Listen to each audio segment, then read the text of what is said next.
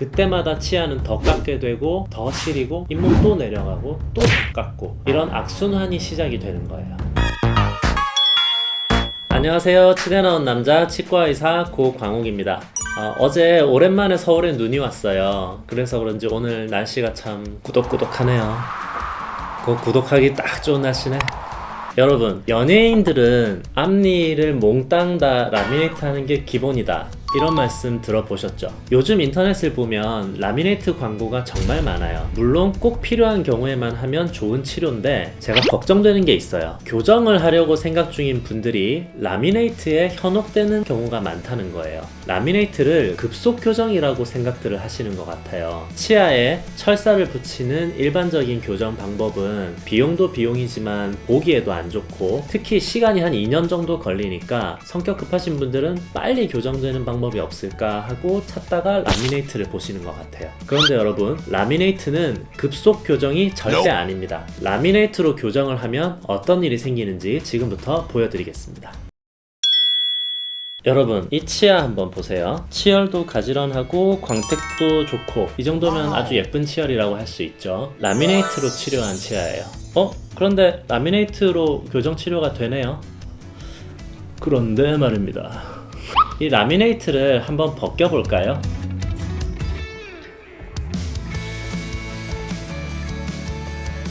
이거는 거의 골룸 수준이죠. 치아를 깎아낸 모양이. 이렇게 뾰족뾰족하게 왕창 치아를 다 갈아놨어요. 여러분, 라미네이트는 치아 표면을 살짝만 갈아내고 얇은 보철물을 붙이는 거라고 알고 계시잖아요. 그런데 이 치아는 왜 이렇게 왕창 깎았을까요? 이분의 치료 전 모형을 한번 보시겠습니다. 보시면 치아가 좀 삐뚤삐뚤한 편이에요. 여기 튀어나온 앞니 2개, 여기를 얇게 깎아서 얇은 걸 다시 붙이면 여전히 튀어나와 있겠죠. 그리고 옆에는 삐뚤어져 있는데 이 삐뚤한 치아의 표면을 얇게 갈아내고 얇은 걸 붙이면 마찬가지로 그대로 삐뚤어져 있을 거예요. 그러면 튀어나온 앞니가 들어가고 삐뚤한 앞니가 가지런해지려면 어떻게 해야 되느냐? 왕창 갈아내고 예쁜 모양으로 붙여야 되는 거예요. 그리고 여러분, 앞니와 그 옆에 앞니를 맞추고 나면 그 옆에 이도 뭔가 좀 어색할 거예요. 그러면 그 옆에 이까지 갈아내야 돼요. 가지런하게 맞춰야 되니까. 그렇게 위에 앞니 6개를 다 하고 나면 아랫니가 어색해요. 그러면 윗니와 어울리게 아랫니를 만들어 주려면 아랫니도 6개를 다 왕창 갈아내서 라미네이트로 가지런하게 해줘야 앞니 12개가 서로 어울리게 예쁘게 되는 거예요. 이렇게 라미네이트를 이용해서 치열을 가지런하게 보이게 하려면 결국에는 앞니 12개를 전부 왕창 갈아내게 돼요.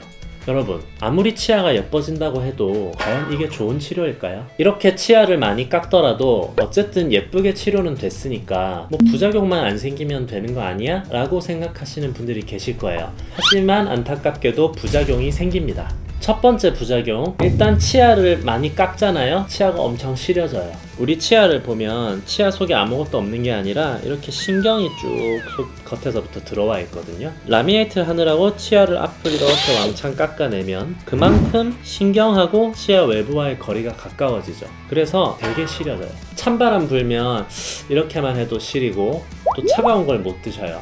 라미네이트 하신 분들 중에 앞니가 너무 시리니까 아이스 아메리카노 드실 때 이렇게 드시는 분들이 있어요.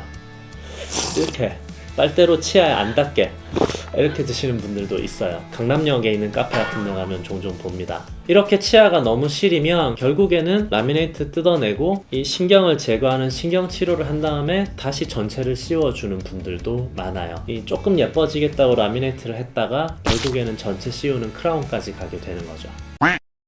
자, 두 번째 부작용, 2차 충치가 잘 생깁니다. 이 그림은 라미네이트를 한 치아의 뒷면이에요. 혀가 닿는 쪽. 앞은 깨끗하게 돼 있지만 뒤쪽에는 이렇게 치아와 라미네이트의 경계 부위가 생기거든요. 아무리 정교하게 만들어도 이 경계 부위로 미세하게 음식 찌꺼기가 계속 껴요. 그러면 거기로 충치가 생깁니다. 그래서 라미네이트 하신 분들 치과에 오셔서 앉혀서 이제 안을 보면 앞은 깨끗한데 뒷면은 이렇게 충치가 가득한 분들이 굉장히 많습니다. 세 번째 부작용, 잇몸이 안 좋아집니다. 자, 아이스크림 아니고 라미네이트를 한 앞니인데요. 라미네이트를 이렇게 하면 라미네이트와 치아 뿌리 사이에 경계가 있을 수밖에 없겠죠. 그런데 아무리 정교하게 만들어도 여기는 턱이 생기게 되거든요. 그럼 거기로 음식 찌꺼기가 끼고 치석이 잘 생겨요. 그러면 치석이 생기면 잇몸이 어떻게 된다 그랬죠? 제가 스케일링 영상에서 말씀드렸듯이 잇몸 안쪽에서 라미네이트 경계 부위에 치석이 생기면 이 잇몸에 염증이 생겨요. 잇몸에 염증이 생기면 잇몸이 점점 내려갑니다. 잇몸이 이렇게 내려가면 어떻게 되느냐, 라미네이트의 경계 부위가 처음엔 잇몸 속에 있었는데 바깥으로 드러나 보이게 되죠.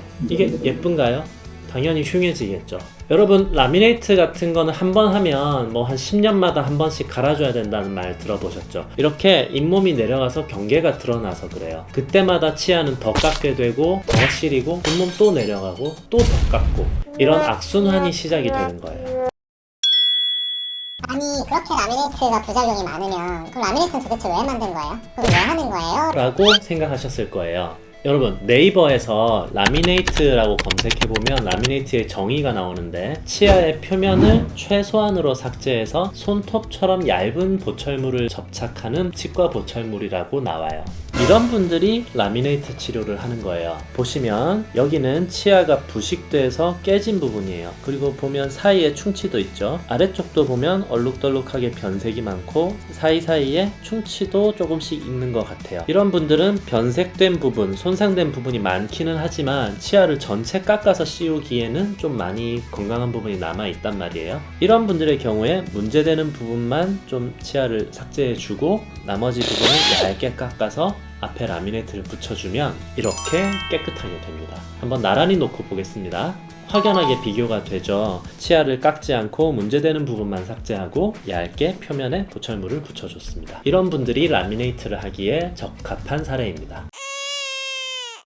그런데 여러분, 무삭제 라미네이트라고 들어보셨죠? 그건 괜찮지 않을까요? 치아를 안 깎고 하는 거니까. 맞아요. 부작용은 훨씬 덜 할 수 있습니다. 하지만 얇은 껍데기만 붙이는데 뭐가 크게 달라질 수가 있을까요? 여성분들 네일 시술 많이 받으시잖아요. 네일을 받으면 손톱 표면만 예뻐지는 거지 손톱 모양이 달라지거나 하지는 않잖아요. 그것처럼 무삭제 라미네이트도 표면만 깨끗하게 해줄 수 있을 뿐이지 치열이 달라진다거나 치아가 전보다 훨씬 예뻐 보인다거나 그렇게 되기는 힘듭니다.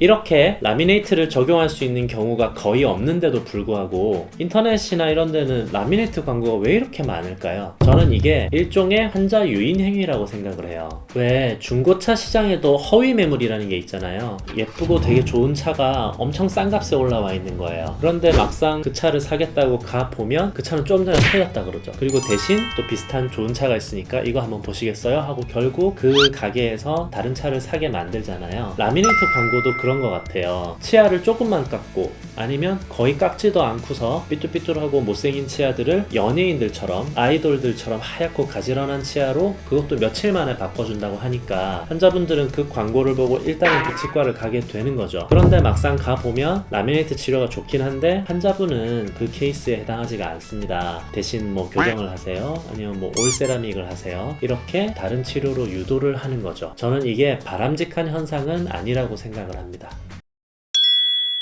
자, 오늘은 라미네이트에 대해서 이야기 나눠봤는데요. 라미네이트는 급속 교정이 절대 아닙니다. 라미네이트로 급속 교정하면 어떻게 된다 그랬죠? 일단 실이고요, 뒷면이 썩고 잇몸이 내려앉는다고 말씀드렸죠. 당장은 예쁠지 몰라도 10년, 20년 지나서 반드시 후회합니다. 여러분, 교정은 제대로 된 방법으로 시간을 충분히 들여서 성실하게 진료를 받으셔야 됩니다. 오케이. 연예인들은 앞니를 전부 다 라미네이트 한다, 심지어는 앞니를 다 뽑고 임플란트로 바꿔 낀다, 이런 얘기 아마 들어보셨을 거예요. 굉장히 심하게 과장된 얘기예요. 설사 그렇다 치더라도 그분들은 이 미적인 부분에 있어서 보통 사람들보다 훨씬 특수한 필요를 갖고 계신 분들이잖아요. 일반인들이 그런 식으로 치아 치료를 접근하면 얻는 것보다 잃는 게 훨씬 많습니다. 라미네이트는 꼭 필요한 경우에 최소한으로만 진료를 받으셔야 됩니다. 아시겠죠?